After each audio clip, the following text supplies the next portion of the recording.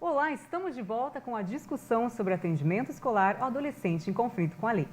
Doutor Murilo, como nós vimos lá na matéria, lá no início do primeiro bloco, uma das medidas socioeducativas é o cumprimento de carga horária de serviços comunitários obrigatórios. Agora, por que ao invés de cumprir essa carga horária, dessa medida, o adolescente não é inserido direto no mercado de trabalho? São coisas distintas. Na verdade, a profissionalização, como eu falei anteriormente, é um direito do adolescente. Ele pode e deve ser preparado, inclusive, né, qualificado para poder exercer níveis de trabalho, níveis de emprego mais elevados. A inserção no mercado de trabalho, ela pode ocorrer. Agora, o que nós temos que tomar cuidado é para não simplesmente defender a inserção no mercado de trabalho para uma atividade qualquer, porque isso pode, inclusive, acabar impactando negativamente na própria educação. Então, é importante que nós trabalhemos na perspectiva de educação e de socioeducação, mas para que haja uma transformação de vida e não para que haja prejuízos ao adolescente. A inserção no mercado de trabalho, ela talvez seja uma consequência natural de uma boa educação, de uma profissionalização adequada, para que ele possa, no futuro, ter, né, perspectiva de uma vida melhor. Mas isso como parte de um processo e não como algo obrigatório. Em relação à medida socioeducativa, a execução da medida, ela tem que ser, na verdade, imposta, né, porque faz parte, né, do processo socializador, em que ele vai prestar o serviço à comunidade. Agora, é um serviço à comunidade e tem que ser parte, né, de um planejamento, tem que ser tudo muito bem trabalhado com a entidade que vai, né, receber o adolescente, para que ele seja bem recebido, para que não haja discriminação, preconceito. Tudo aquilo que a gente falou em relação à escola também vale em relação ao serviço comunitário. E, mais uma vez, ele não vai prestar um serviço comunitário à escola, pura e simplesmente, como uma forma de punição. Ele vai ser inserido num processo pedagógico, né, para que ele possa ter até um significado para ele próprio, né, do porquê que ele está fazendo aquilo. Ele tem que também sentir que aquilo vai trazer algo positivo para ele, para a escola, para a comunidade onde a escola está inserida, ou para qualquer entidade em que ele vai prestar o serviço comunitário. Então, é muito mais amplo, muito mais complexo do que simplesmente ir lá e ser obrigado a, sei lá, fazer uma atividade qualquer, de qualquer jeito, né? E a questão da inserção no mercado de trabalho, ela pode ocorrer, mas ela deve ocorrer apenas naquelas situações em que realmente ela se justifica pelas circunstâncias. Agora, professora Márcia, os professores que atendem os adolescentes que estão cumprindo algum tipo de medida socioeducativa, eles comentam que o estudante, quando ele chega na escola, ele já chega com a determinação de cumprir somente a carga horária descrita na medida. Então, que ele cumpre, ele faz as atividades somente por obrigação. E, claro, que o aprendizado acaba sendo prejudicado. Agora, como deve-se trabalhar com esse estudante para que ele mude esse pensamento de que a escola não é uma forma de punição ou castigo? Tá certo. Veja, a escola ela não pode ser vista como um local de punição, em primeiro lugar, né? A escola ela tem uma função, um papel social muito maior, né? Então, dentro desse quesito, a escola, os profissionais que estão ali dentro, os gestores, educadores, etc., eles têm essa função de acolher, em primeiro lugar, fazer com que esse menino, essa menina se sintam acolhidos de maneira não preconceituosa, né? E a partir desse momento ele ser tratado como um igual. Então, a partir do momento que ele é tratado como um igual, ele vai corresponder também de forma igual. Não igual como todos, mas igual tendo aproveitamento, né? Esse aproveitamento, ele é individual, mas ele se torna um coletivo no movimento que tem dentro da escola, né? Então, a escola tem esse papel fundamental de acolher, em primeiro lugar, e, em segundo momento, de tentar fazer com que esse adolescente não se sinta diferente. Não rotular esse aluno. Exatamente. E eu digo sempre, né, o objetivo não é executar a medida. O objetivo é assegurar a efetivação de um direito, no caso, o direito à educação, que é de todos, independentemente de encaminhamento pelo juiz ou por quem quer que seja. Ele tem o direito de ser educado, tem o direito de ser formado como cidadão, né? E não há qualquer possibilidade de rotular. Quando nós rotulamos, quando nós acolhemos mal, quando nós discriminamos, quando nós tratamos de forma desigual, você abre espaço para que haja prejuízo ao processo de aprendizagem, ao processo de formação de cidadão. Então, essa acolhida eu acho fundamental e assim, os professores entenderem que eles não estão lá simplesmente para executar uma medida e o adolescente não está lá porque o juiz mandou. Ele está lá para ser educado, preparado para a vida como todo cidadão. A escola precisa entender que ela é um elo fortíssimo de humanização dessa sociedade que aí está. E se ela percebe isso, ela consegue trabalhar com adolescentes sejam de uma das mais variadas localidades, regionalidades, e mesmo se ele é ou não adolescente em conflito com a lei. Até mesmo porque durante o período de aula, ou de acolhimento, ou na pedagogia, ou na gestão, você não vai tratá-lo, olha, você que é um adolescente em conflito com a lei. Não, você é um estudante. Né? Não, e eu digo Você é um sempre, aluno. eu digo sempre, a forma como você trata, né, o adolescente é determinante para que você possa ter êxito ou fracasso nesse processo, no caso de aprendizagem, né, de educação. E se tem uma lei que funciona 100% com o adolescente, é a terceira lei de Newton, né? Aquela que diz que a cada ação corresponde uma reação igual ao contrário. Se eu trato como bandido, eu vou ter um tipo de reação. Se eu trato como cidadão, que é o que nós queremos, né, sejam tratados como cidadãos, você vai ter outro tipo de resposta. Exatamente. Isso vale para a escola e vale para o centro de socioeducação que ele está em internação. Porque se ele já é um aluno que é acostumado a uma certa violência, uma certa forma bruta de tratamento, se você continuar nesse tratamento, é essa a resposta que você vai ter. Né? Ou ele vai abandonar os estudos. Exatamente. Agora, em relação às famílias, como é feito o atendimento às famílias desses adolescentes, doutor Murilo? Eles têm algum acompanhamento de agentes de saúde, psicólogos, do Conselho Tutelar e do Ministério Público? Bom, na forma da lei, a família tem o dever de participar do processo, diz a lei, processo ressocializador do adolescente, ou seja, ela obrigatoriamente tem que participar de todas as etapas, né, desse processo de resgate do jovem que eventualmente praticou o ato infracional. Então, cabe ao programa, cabe ao sistema se organizar, e a própria escola também, para de alguma forma conseguir atrair a família e fazer um trabalho também com a família, até porque muitas vezes a família, ela é causa do problema e ela tem que se tornar também, né, ela tem que ser corresponsável pela solução desse problema, até porque é dever também da família educar, é dever também da família efetivar os demais direitos da criança e adolescente.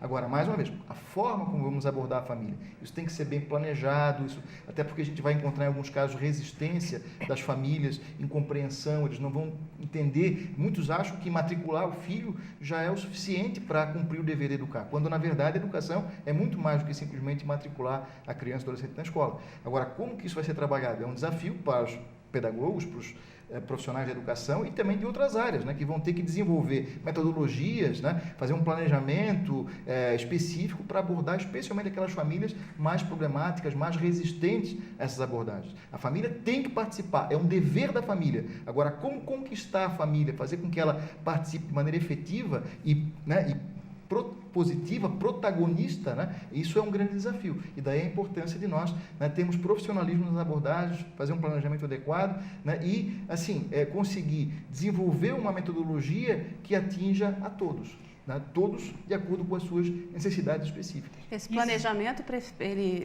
planejamento da família, ele prescinde em dizer que a educação em sentido amplo cabe à família, lembrá-la disso. A escolarização cabe à escola. Né? Essa diferenciação que nós precisamos fazer. Em todo o planejamento é preciso lembrar que educação cabe à família, em sentido amplo. E isso é bem interessante porque a gente tem, dentro da escola pública ou da escola privada, na escola, de uma maneira geral, a questão da democracia, né? E esses mecanismos da democracia dentro da escola permite a participação da família diretamente, né? Nos conselhos, nas associações, na elaboração do plano da escola, projeto político né? pedagógico. Porque a escola tem o projeto político pedagógico, né? E esse projeto político pedagógico ele já tem vistas a como essa sociedade, micro-sociedade, no caso a comunidade, se comporta, e nesse sentido você tem então a democracia, os mecanismos da democracia para poder trazer a família novamente caso ela esteja afastada. De uma maneira participativa. Agora, percebe-se que muitos adolescentes possuem baixa autoestima e dificuldade também em criar vínculos. De que forma a escola pode interferir nessa questão? Está com você, doutora Cláudia. A baixa autoestima ela pode representar ela pode estar dentro de vários quadros, né? Desde uma patologia, por exemplo, um adolescente que tem um quadro depressivo, um quadro de ansiedade, um quadro em que ele tenha conflitos em casa. Então, a primeira coisa é tentar individualizar esse adolescente, né? Ele tem uma baixa autoestima por quê? Por qual motivo? E tentar trabalhar com esse adolescente de uma forma individualizada. né? Eu acho que a escola ela pode estar estimulando esse adolescente de várias formas, desde tratando com respeito, com cuidado, tratando como um adolescente da comunidade, não como um adolescente infrator. Esse adolescente ele vai se sentir acolhido, ele vai se sentir dentro da escola, ele vai se sentir motivado e isso pode ajudá-lo para que ele possa ter um melhor desenvolvimento no ambiente. Isso a gente consegue perceber nas nossas aulas, quando a gente está trabalhando com os alunos. Eu, o professor Estela, a gente trabalha com a disciplina de artes, né? E a arte, ela tem esse poder, né? A arte tem esse poder de trazer esses alunos com mais visibilidade para a gente. Então, quando eles conseguem, por exemplo, fazer uma atividade dentro do ensino da arte, eu trabalho muito mais com a música, o professor Estela mais com artes visuais, então a gente consegue fazer esse casamento na arte para conseguir trazer essa autoestima do aluno. Então, é muito comum para a gente ouvir o aluno enquanto ele está produzindo, ele falar, por exemplo, quando eu sair daqui, eu quero dar continuidade aos meus estudos, eu descobri agora que eu posso tocar um instrumento, que eu posso fazer um desenho bom, posso viver disso, né, professor? Então, aí nesse sentido, você acaba trabalhando o tempo todo, não é esporádico, hoje eu vou falar sobre autoestima, hoje eu vou falar sobre uma melhoria de vida, não, é o tempo todo, é constante. E talvez isso não aconteça tão forte na escola regular como acontece na socioeducação, porque você desperta muito o mais, potencial dele. né? Você acaba fazendo ele se descobrir. Não, e o professor, eu acho que ele precisa ser um motivador, um incentivador.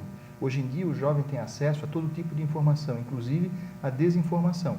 Então, mais do que simplesmente querer transmitir informação, o professor tem que orientar o aluno e tem que incentivar, estimular o aluno a procurar informação de qualidade, a procurar, a entender que ele tem potencial para ser trabalhado, seja pela arte, seja para alguma outra coisa qualquer.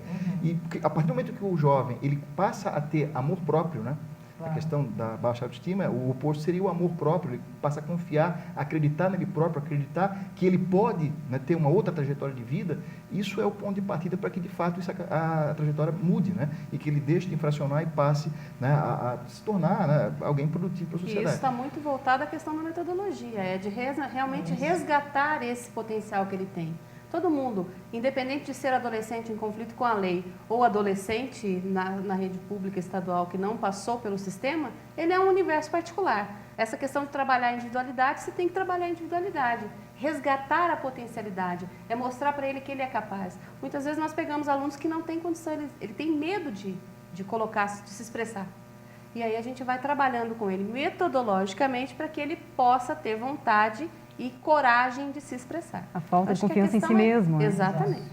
E assim, se nós quisermos apenas olhar para o lado negativo, nós sempre vamos encontrar aspectos negativos em qualquer um. Agora, se nós aprendemos a enxergar os aspectos positivos e trabalharmos esses aspectos positivos como ponto de partida, a porta de entrada para que a gente possa, né, chegar até o adolescente, chegar até a sua família e iniciar uma mudança de vida desse jovem, eu acho que esse aqui é o desafio, que é talvez o que a gente precisa fazer, né? Aprender a enxergar o lado positivo, o que é que ele tem de bom e que nós podemos trabalhar a partir dali para mudar essa trajetória de vida. É isso, Com certeza. Agora, retomando a questão da volta desse adolescente para a escola, como ele é recebido nessa escola? Ele sofre preconceito do professor, do colega, enfim, da comunidade escolar? E o que fazer, o que a escola deve fazer para evitar que esse adolescente seja exposto a situações de preconceito? Bom, eu acho que você já falou a palavra-chave, exposição, né? A gente não tem o direito de expor esse aluno dentro da escola regular por um momento que ele passou na vida dele anterior. Então, a escola ela tem essa função, como a gente está batendo muito nessa tecla, ela tem essa função de acolher, né? Você não vai acolher e mostrar para todo mundo que esse aluno é um adolescente em conflito com a lei. Não há necessidade. Existe preconceito? Claro que existe preconceito. Existe, mas eu acredito que existe ainda muito mais o medo, né?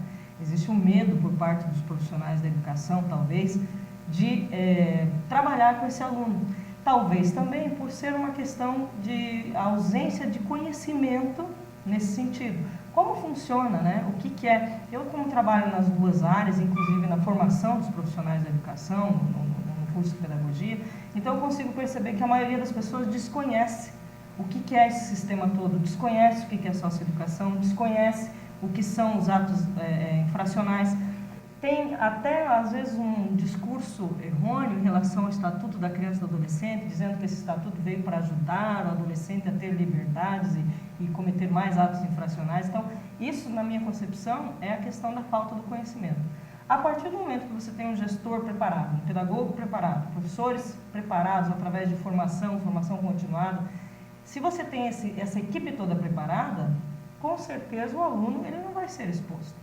E muito menos vai fazer diferença o que ele fez antes ou porque ele está ali, né? O importante não é isso. O importante é que o aluno esteja estudando, que ele esteja conseguindo adquirir esse conhecimento e que ele possa, através disso, transformar a sua vida.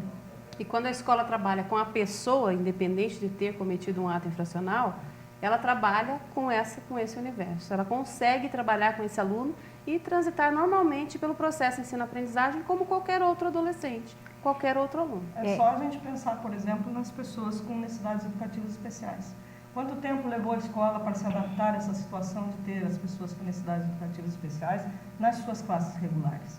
Então, é da mesma forma. Da mesma forma que acontece, a questão inclusão. E nós estamos falando essencialmente de inclusão. Né? E aquela história, a inclusão, ela pressupõe planejamento, ela pressupõe preparação, ela pressupõe uma série de ações complementares, né?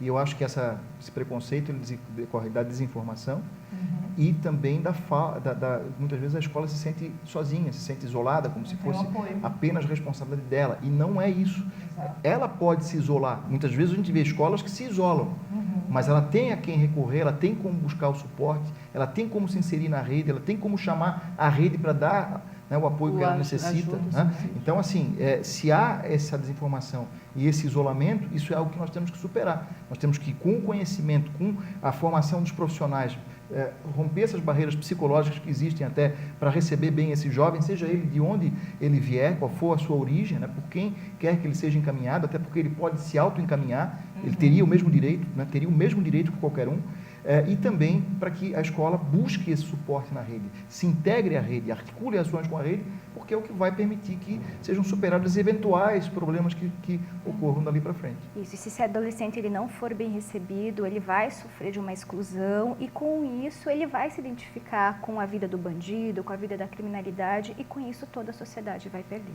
Ele vai reincidir. Agora, como tornar esse adolescente protagonista no processo de ensino-aprendizagem, ou seja, trabalhar projetos de vida com esse estudante? Doutor Murilo. Um ponto de partida é a questão da autoestima, né? Ele precisa, antes de mais nada, né, acreditar em si próprio. Ele tem que acreditar que ele não é um bandido. E aquela que eu falei anteriormente, se ele for tratado como bandido, ele reagirá como bandido. Agora, se ele for tratado como cidadão, né, como um adolescente, como qualquer outro, né, que precisa da educação, porque a educação ela tem um sentido nesse processo de transformação da vida, ele com certeza vai ter uma perspectiva melhor de mudança na sua vida. E claro, trabalhar a família, porque a família tem que fazer parte desse processo, obrigatoriamente a família tem que participar desse processo e desenvolver, talvez, ações complementares, dar oportunidades, aí é que entra a profissionalização, aí é que entra a questão da inserção no mercado de trabalho, para que ele possa, né, acreditar nele próprio e ver que, olha, eu tenho um caminho diferente além da prática do ato infracional. Aqui eu posso ser feliz, eu posso construir, né, a minha família, eu posso ter uma vida melhor, né, do que simplesmente a que eu estava tendo até então, ou que eu já imagino que vou ter continuando nessa trajetória, né, no crime, que a gente sabe muito bem onde vai dar, né, ou é na cadeia ou é no cemitério. E ele sabe disso, mas como a autoestima dele é tão rebaixada, ele não acredita nele próprio, ele também não vê saída. E nós temos que mostrar para ele essa saída, nós temos que mostrar para ele que ele tem condição de superar essa situação em que ele se encontra hoje e que ele pode ser, né, uma pessoa como qualquer outra, né, como qualquer cidadão normal. Então, acho que isso aqui é um Para isso, você tem que trabalhar com ele como um ser humano que tem seus anseios, suas dificuldades, e saber que anseios, que dificuldades e que talentos ele possui para se projetar na vida. Que ele tem as habilidades, que ele tem os seus potenciais. Que as suas questões positivas que vão ser trabalhadas para que ele seja protagonista da sua própria vida. E está inserido numa sociedade, né? Não pode esquecer nunca disso. Ele está inserido numa sociedade, seja cumprindo o seu ato infracional, lá, medido ou não. Que é fundamental, eu acho que deixar claro, né, que todo professor ele é um agente de transformação. Ele tem que ter essa perspectiva de fazer a diferença, e fazer a diferença para melhor na vida desse jovem. Ele, com uma palavra, com um gesto, da forma como ele atende aquele, como ele trata aquele jovem, ele pode tanto excluir esse jovem do sistema definitivamente, como ele pode fazer com que esse jovem ele se insira no sistema, ele passe a acreditar nele próprio e a partir daí ele mude a sua vida com impacto na sociedade. Eu acho que isso é que é importante, né? Se nós viramos as costas para o jovem, isso vai ter um reflexo negativo não só na vida dele, mas também na sociedade. Se nós o acolhemos bem, se nós o tratamos bem, se nós o educamos, né, de uma forma adequada, né, com certeza isso também vai ter um reflexo positivo para a sociedade. Então, nós temos que o professor e a escola têm na sociedade da educação, é né? muito grande. O poder da educação é gigantesco. E nós precisamos ter isso em mente. Isso é fundamental. Todo professor precisa ter essa certeza, porque se ele não tiver essa certeza, o aluno também vai entender que não tem.